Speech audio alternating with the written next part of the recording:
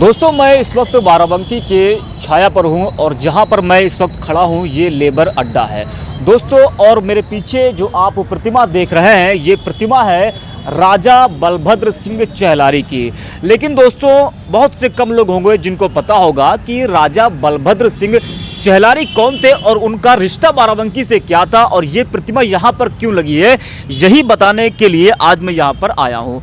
दोस्तों ये जो प्रतिमा है ये बाराबंकी के छाया पर लगी है, बगल में छाया चौराहा है और ये दोस्तों जो है लेबर अड्डा है। यहाँ पर सुबह के वक्त तमाम जो लेबर हैं वो अपने काम के लिए यहाँ पर खड़े होते हैं।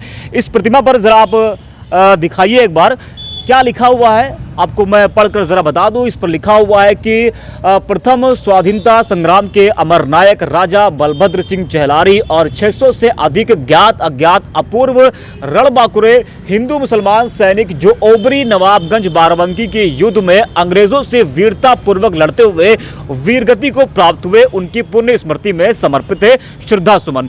दोस्तों आज मैं आप सबको बताऊंगा कि आखिरकार राजा बलभद्र सिंह चहलारी कौन थे और उनका रिश्ता बाराबंकी से क्या था, क्योंकि आप सब लोग जो है जो भी बाराबंकी से उनको जानना चाहिए कि आखिरकार उनके शहर से जो है राजा बलभद्र सिंह चहलारी का क्या रिश्ता था। दोस्तों आज मैं बात करूंगा राजा बलभद्र सिंह चहलारी की। 163 साल पहले अपनी मातृभूमि को अंग्रेजों की गुलामी से मुक्त कराने के लिए बाराबंकी के ओबरी जंगल में फिरंगी सेना से मुकाबला करते हुए चहलारी नरेश बलभद्र सिंह वीरगति को प्राप्त हुए थे। महज 18 वर्ष 3 दिन की कम आयु में चहलारी नरेश की बहादुरी के अंग्रेज भी कायल हो गए थे। कहा जाता है कि ब्रिटेन की महारानी विक्टोरिया ने बलभद्र सिंह का चित्र अपने पैलेस में लगवाया था। बाराबंकी में छाया चौराहे पर उनकी याद में एक प्रतिमा बनाई गई है, इसकी तस्वीर आप देख पा रहे हैं। भारत पाक को दास्ता की बेड़ियों से मुक्त कराने के लिए हुए महासमर के सैकड़ों ऐसे ज्ञात और अज्ञात योद्धा हैं जिन्होंने अपने शौर्य, पराक्रम, देशभक्ति और बलिदान से उस संघर्ष को ऊर्जा दी और भावी पीढ़ियों के लिए आदर्श बन गए। लेकिन अवध में अंग्रेजों के खिलाफ संघर्ष में विद्रोहियों का नेतृत्व कर रहे चहलारी रियासत के राजा बलभद्र सिंह ऐसे वीर आजादी के दीवाने थे जिन्होंने मात्र 18 वर्ष की आयु में अंग्रेजों के छक्के छुड़ाए और अपनी वंश बिल उगने से पहले ही सर्वस्व न्यौछावर कर दिया। इसी वजह से इस विद्रोह के इतिहास में बलभद्र सिंह और उनकी चहलारी रियासत का प्रमुख स्थान है।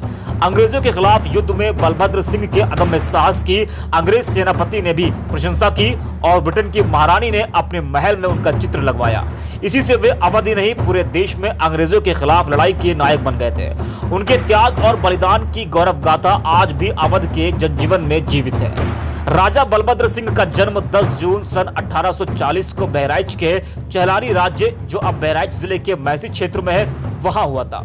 उनके पिता का नाम राजा श्रीपाल सिंह और मां का नाम महारानी पंचरत्न देवी था। चहलारी रियासत पर कश्मीर से आए रैकवार राजपूतों का शासन होता था। राजा श्रीपाल साधु प्रवृत्ति के थे और अल्पायु में ही कुंवर बलभद्र का राज्याभिषेक कर राज्यकाल से विरत हो जाना चाहते थे, लेकिन बलभद्र उन्हें समझा बुझाकर उनके प्रस्ताव को अस्वीकार कर देते थे। अंततः बलभद्र सिंह किशोरावस्था में ही चहलारी के राजा बने। बाल्यकाल से ही निडर और पराक्रमी बलभद्र सिंह युद्ध कौशल में भी महारथी थे। उदारता और संवेदनशीलता के कारण ही राज्य की जनता पूरी तरह से शोषण मुक्त होकर सुख शांति से जीवन यापन कर रही थी।